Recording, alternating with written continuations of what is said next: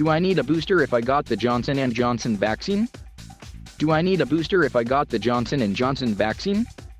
Probably at some point, but health officials still are collecting the data needed to decide. With boosters being planned in the U.S.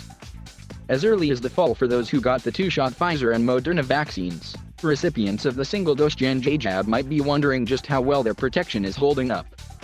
All the vaccines used in the U.S., including the JandJ vaccine, still are doing their job of preventing hospitalizations and deaths from COVID-19.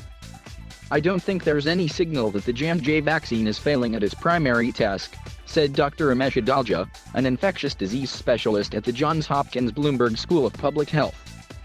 Despite continued protection against severe disease, U.S.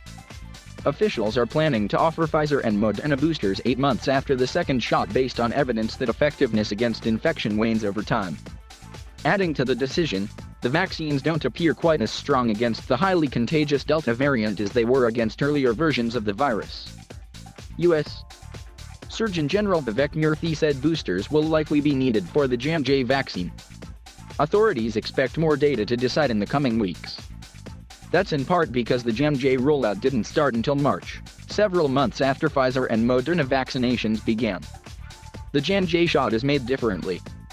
And there's more data about how the Pfizer and Moderna vaccines fare against Delta because they're more widely used in countries where the variant struck before its U.S. surge. There is some real-world data showing JandJ's shot holds up against the Delta variant. A huge study of health workers in South Africa showed the vaccine remained 71% protective against hospitalization from the variant and between 91% and 96% effective against death. And the researchers said the vast majority of so-called breakthrough infections in vaccinated people were mild.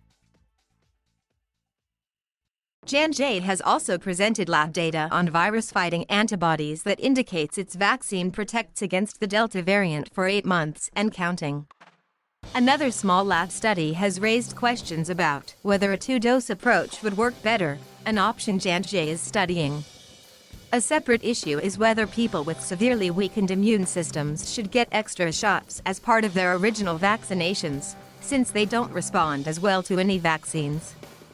The government now recommends a third shot of the Pfizer or Moderna vaccines for organ transplant recipients and others in this group. But it's still collecting data before making a similar recommendation for another dose of the JandJ vaccine. What should I know about the Delta variant? Should vaccinated people mask up with COVID-19 cases rising?